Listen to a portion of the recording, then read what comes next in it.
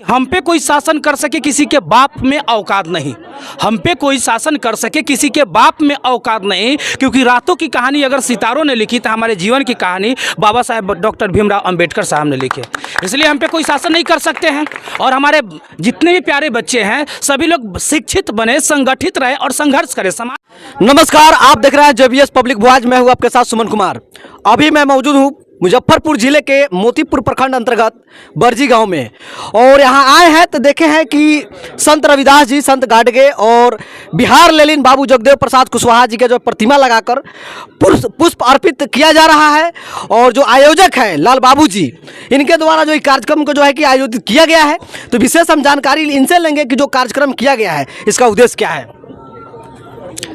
सबसे पहले आपके चैनल को धन्यवाद, साधुवाद।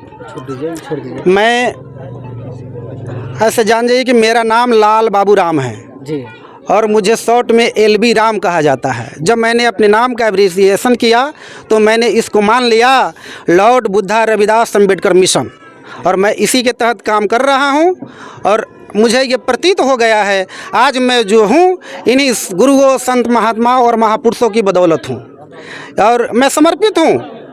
आज हमारे माता पिता होते तो मैं तो होता, लेकिन शायद हमारे ये बाबा साहब नहीं होते, हमारे संत गुरु नहीं होते, हमारे ये प्रेरणा पुरुष नहीं होते, तो जो जिस तरह आज हम हैं ऐसे नहीं होते। और मैं हूँ, इसका गर्व है कि हमारी विरासत ऐसी है, इन महापुरुषों के विरासत में हम पले बढ़े हैं। इसलिए मैं समर्पित हूँ और तहे दिल से इनको स्वीकार करता हूँ और इनके बताए मार्ग पर चल। सभा का उद्देश्य बताइए, सभा का उद्देश्य क्या है? इस सभा का उद्देश्य है मेरा सामाजिक सद्भावना, सामाजिक समभाव, सभी वर्गों में, सभी जातियों में एक भावना बने, जिससे जातिगत भावना का दूर हो, सामाजिक कुरीतियाँ दूर हो और सभी लोगों में भाईचारा, आपसी सौहार्द बने।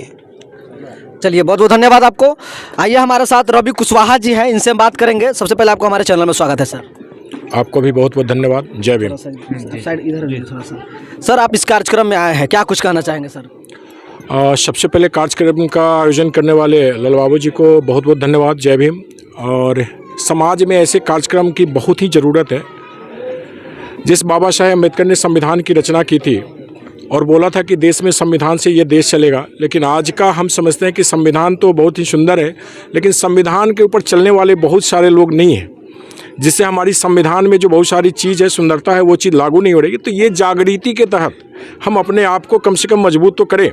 हम किसी के ऊपर विश्वास नहीं करें, अपने आप पे विश्वास करें, और समाज को मजबूत करने से पहले हम खुद को मजबूत करें। तो ऐसे कार्यक्रम की नितांत आवश्यकता है अपने समाज में कि हम अपने अधिकार को समझें, अपने कर्तव्य को से भी समझें, और देश को हमको कैसे चलाना है इसकी भी जानकारी हो। तो ये कार्यक्रम के लिए बहुत बहुत धन्यवाद। किस प्रकार से आप जागरूकता करना चाहते हैं, किस तरह का जागरूकता? सबसे पहले तो संविधान में जो भी हमारी शक्तियाँ मिली हुई है वो शक्तियाँ हम लोगों को पता नहीं है, और ये संविधान का बहुत सारे लोगों ने आए तो जरूर संविधान के रूप में कि संविधान के माध्यम से, लेकिन संविधान के अनुसार उन्होंने कार्य नहीं किया। तो हम चाहते हैं कि संविधान सही तरीके से लागू हो इस देश में, और जो लोग हैं शोषित है, पीड़ित है, वंचित बहुत सारे लोग आज भी हैं, और देश के 70 साल के बाद भी गरीबी हटाओ उन्मूलन तो बहुत हुआ, लेकिन गरीबी बढ़ रही है, बेरोजगारी बढ़ रही है, युवाओं के अंदर में बहुत सारी चीज़ की परेशानियां बढ़ रही है। तो इसके लिए जागृति होना जरूरी है, और हम चाहते हैं कि इसके माध्यम से हम लोग जागरूक हो और सरकार के ऊपर भी हम लोग दबाव डालें कि ये बाबा साहेब का जो सुंदर सा संविधान है उसे पूर्णतः लागू किया जाए, जो अभी तक पूर्णतः लागू नहीं हुआ है। आप भीम आर्मी का सक्रिय कार्यकर्ता भी हैं? जी बिल्कुल, आप लोग के आशीर्वाद से, माननीय प्रदेश अध्यक्ष जी के आशीर्वाद से भीम आर्मी का मैं प्रदेश का प्रवक्ता हूँ और प्रदेश का उपाध्यक्ष भी हूँ।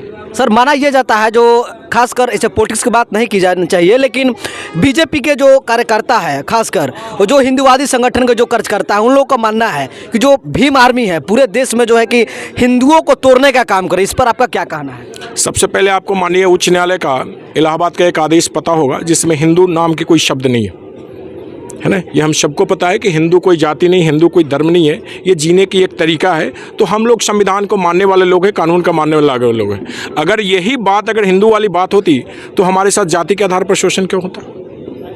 अगर हिंदू को तोड़ने की अगर बात हो रही है तो हम लोगों को जाति के आधार पर गुलामी क्यों बनाया जाता?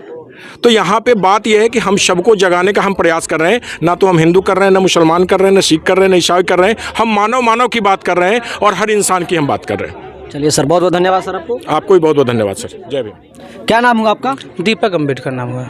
क्या है आप संगठन? संगठन में ऐसे हम कार्य करते हैं और शिक्षक भी है पढ़ाए। यहाँ आए हैं, क्या कुछ सीख मिला आपको यहाँ आकर? सबसे पहले मैं आयोजनकर्ता को दिल से धन्यवाद देना चाहता हूं और सब लोग को जय भीम बोलना चाहता हूं। और साथ में यहाँ आने से हमें यह शिक्षा मिली कि हमारे समाज में जागरूकता बढ़ रहा है और मेरे समाज के जो दबे कुचले लोग थे इससे शिक्षित होंगे और अपने अधिकार की लड़ाई लड़ सकेंगे। आज हमारे समाज में शिक्षा की मूलभूत आवश्यकता है। हमारे समाज अगर आज पिछड़ा हुआ है और शोषित है और कोई भी आदमी शासन कर लेता है तो शिक्षा के नहीं होने से करता है। इसलिए हमें हार्दिक खुशी मिलती है जब अंबेडकर जयंती हो या बाबा साहेब रविदास जयंती हो, तो हार्दिक खुशी मिलती है कि हमारे समाज के लोग और हमारे समाज के बच्चे अपने महापुरुषों को जानने लगे हैं।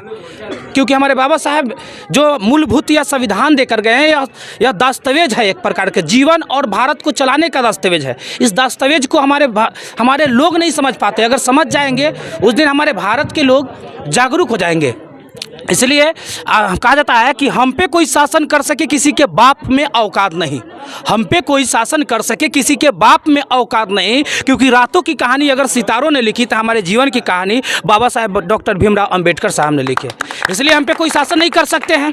और हमारे जितने भी प्यारे बच्चे हैं सभी लोग शिक्षित बने, संगठित रहे और संघर्ष करें। समाज के लोगों को संगठित रहने की अभी आवश्यकता है। हमारे समाज में जो शिक्षा के कमी के कारण से जो फुटमत है, इस फुटमत को ख़त्म करके एकता बनाकर अपने मूलभूत आवश्यकता को समझने की आवश्यकता है अभी। चलिए, बहुत बहुत धन्यवाद। धन्यवाद आप।